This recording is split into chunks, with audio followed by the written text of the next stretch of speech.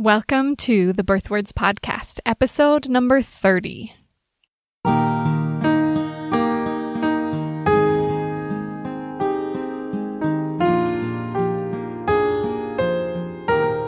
You're listening to the Birthwords Podcast. Utah-based birth doula and applied linguistics scholar Sarah Pixton digs into the language of pregnancy and birth to help expectant women claim their power as life-giving agents engaged in a praiseworthy work. This podcast aims to promote positive birth paradigms and is not intended as medical advice.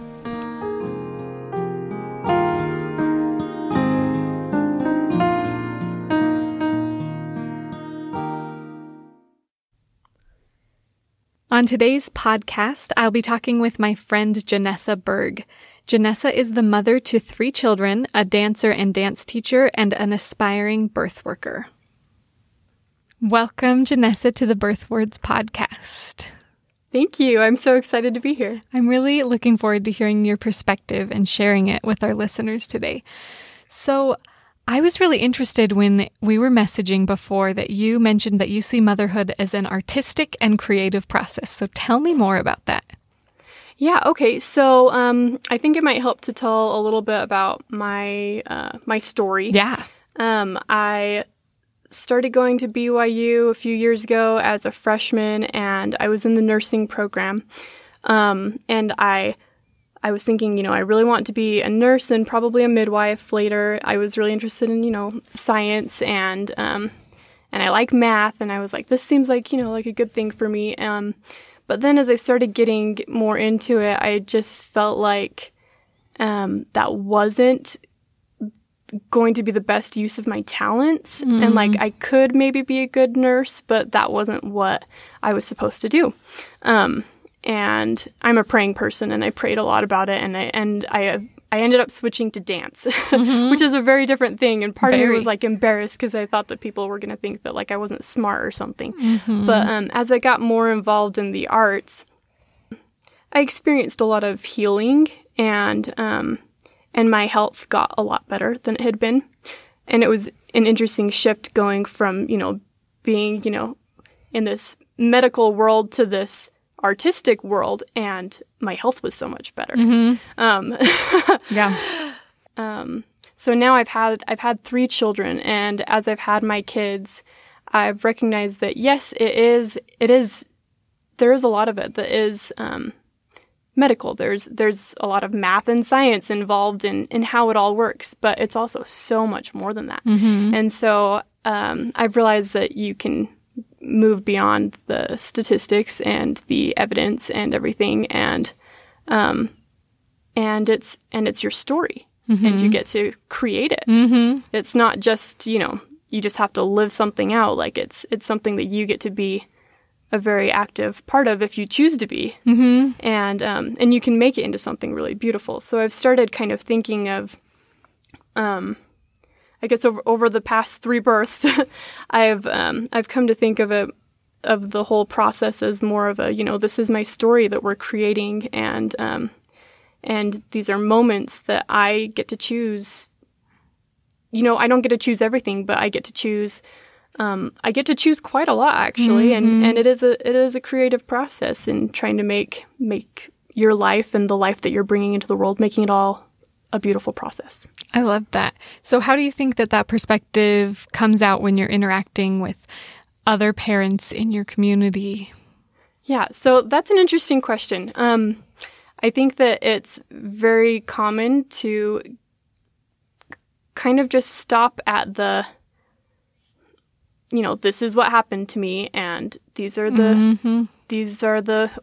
facts, or this is how it worked, or this is how it happened, instead of really taking it a step further and saying, but this is my story and I choose how it plays mm-hmm. out. And so a lot of times when I have conversations with people, you hear a birth story, and sometimes a birth story is like, well, I went to the hospital, and then I had this intervention, and then my baby was born.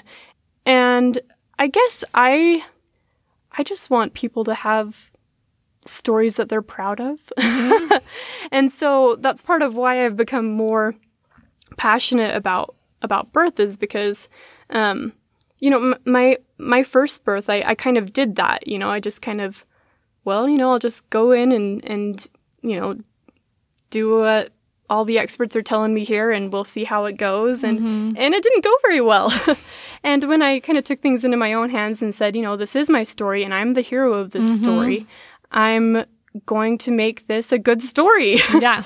It's just so much better when I've changed that. And so when I interact with other people now, I guess I try to help other people to recognize that it's their story and that they get to choose how it is, and that it's not just, you just have to live it out, whatever happens to you. Yeah, I love that. So we're kind of jumping all over the place. We have just a short amount of time, but you had so many good ideas that I was like, yes, we have to talk about all of them, but only for a few minutes each, because I like to keep it We'll have to have another short session where we just talk for can we have a sleepover? I don't know. Yeah. Sounds good. Our kids. They would think that was the best. Oh, man. Okay, so when you reached out to me, you mentioned that a topic that interests you is that different words or phrases have very different connotations for different people. So can you give some examples of that? Yeah. So since I originally kind of had this idea that I shared with you, I've been making a list. So I'm just going to kind of read through and just give a little blurb about some of them.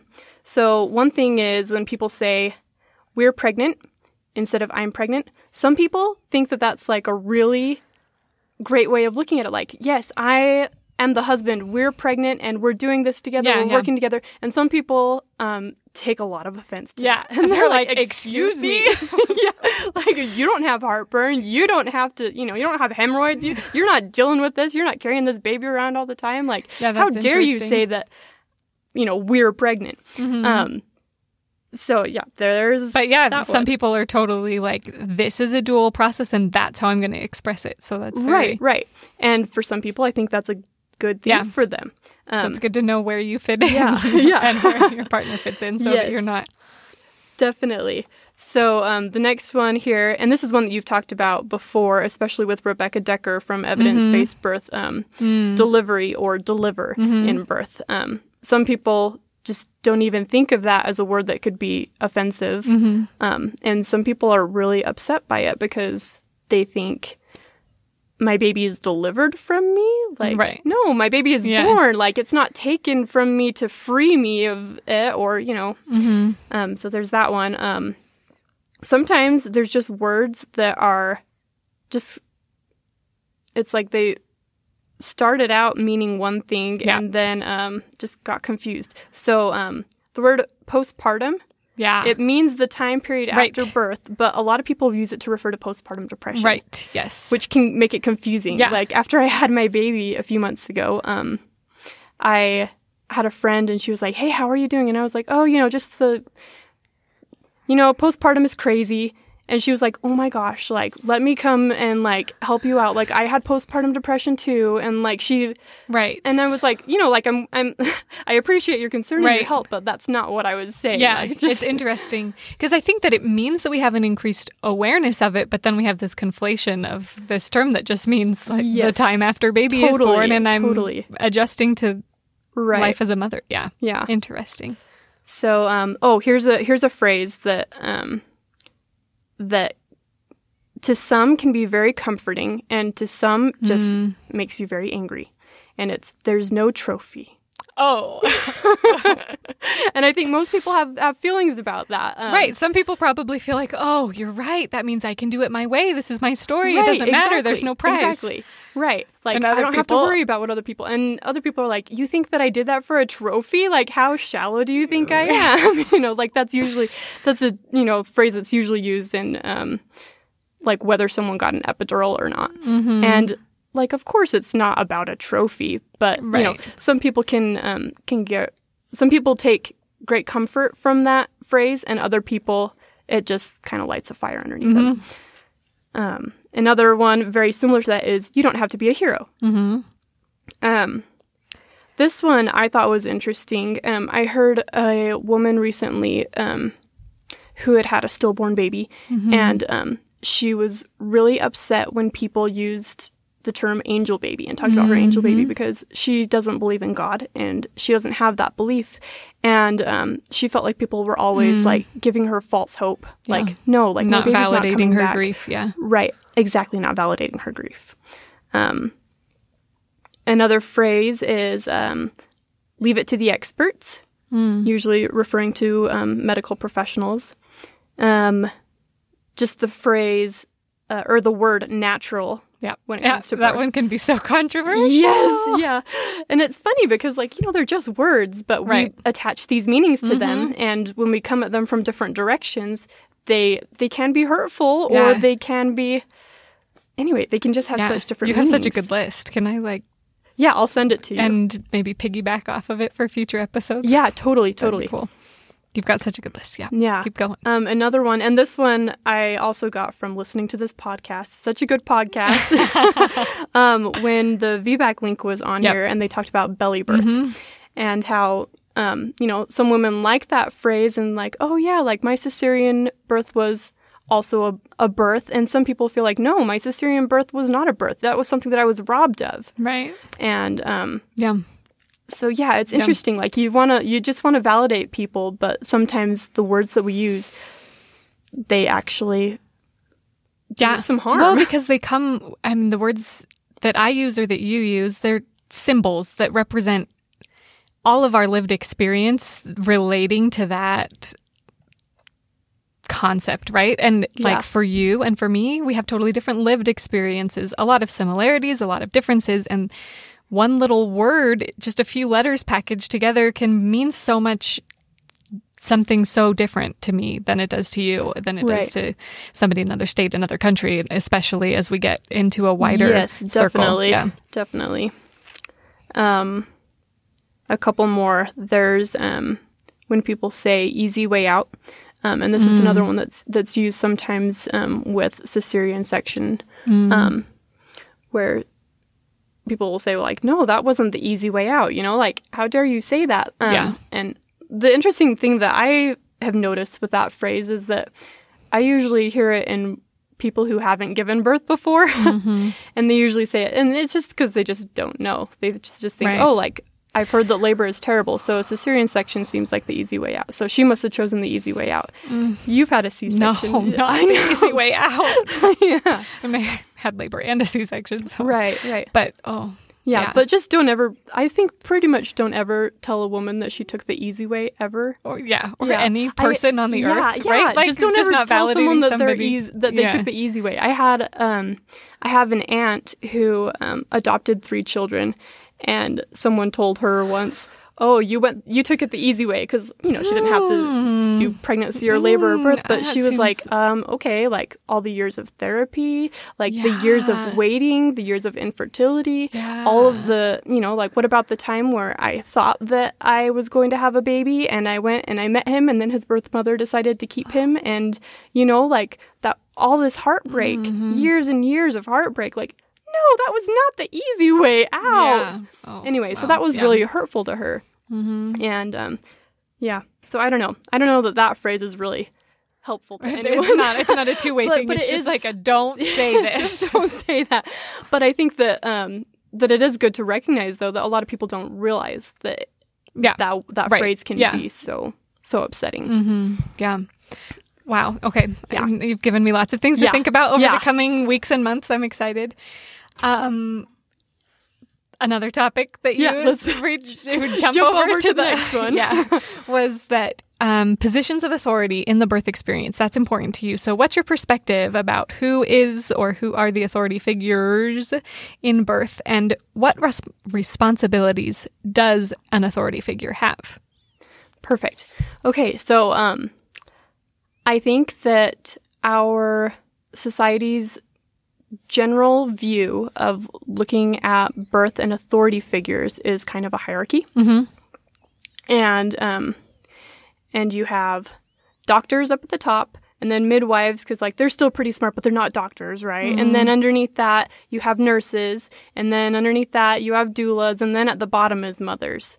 And I heard someone say something recently about like, if we're going to make any change in our maternity care, then it's got to start from the bottom. Like, you mothers and you doulas, like, you're at the bottom and you've got to, and it, like, I understood the point, but like, I was kind of bothered by that because like, wait, mothers are at the bottom of the maternity care system? Like, how wrong is life that? Inside of my body. Right, exactly. Like, there would be no maternity care system without the mothers. Like, right. Anyway, so like, I think that we need to stop with the whole hierarchy thing. And I'm not saying that we should switch it either. I'm not saying like mothers at the top and everybody else just bow to them, because it's not quite that either. So I think like, if I'm a really visual person, so like the way I like to think about it is more like the mother is the center. Everybody else, we're all on the same standing, right? We're all people, we're all humans, we're all important. And birth professionals certainly have they're doing great work and they are important. It's not like, like they don't matter at all.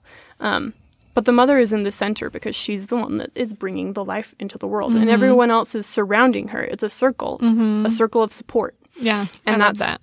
Ooh, I feel like that's what it should be about instead. Okay, if you want to draw a I'll picture of that, I can put it in the show notes. I think we can all probably imagine a circle too, if you don't want to take the time to draw it. But I love that visual. That's really powerful. Yeah, I thought of that visual mostly, well, as I was thinking about this, like I just had this visual from when I was watching, when I was recently watching the video of my most recent birth. Yeah. And Sarah was my doula. You were my doula for that. And I also had, like my mom was there, and I had my midwife, my husband, and at the part where it was just the very most difficult, and I was like, oh man, like why am I doing this? Can I really do this? I don't think I can do this. When I was in that moment, I was surrounded. I was, that's there were literally people, like there was someone holding each hand. There was someone behind me doing counter pressure. Midwife was there getting ready to catch the baby. Like it was literally, and someone else was, I had like the nurse, was, checking for the fetal heart rate, and it was just really like, that felt right, to be in the center of a circle. It was beautiful to be on the outside of the circle too, supporting you. I'm gonna Your birth was so beautiful. It was.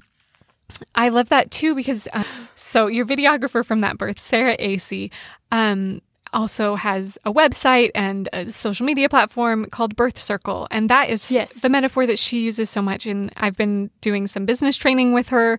She talks so much about this hierarchy is all wrong it's just silly. And not just in the birth space, but if we think about businesses working that way, that's just not how we support one another. And I love the circle that she's creating of support for women, and that she so beautifully took a video of so that you could see that visual. That's beautiful. Yes. Thank you for sharing. Yeah. I love all of this.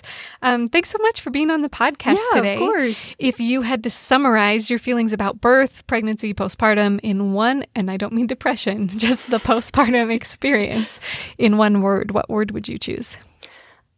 Birth is sacred. I love that. I really think that's beautiful. I agree. Thank you. Thank you.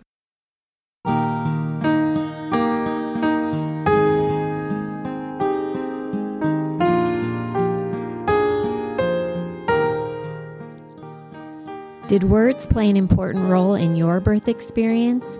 If you're interested in sharing your story on the podcast, go to www.birthwords.com. If you're liking what you hear on the podcast, please leave a review on your podcast app. For more resources about harnessing the power of words to benefit the birth experience, visit birthwords.com.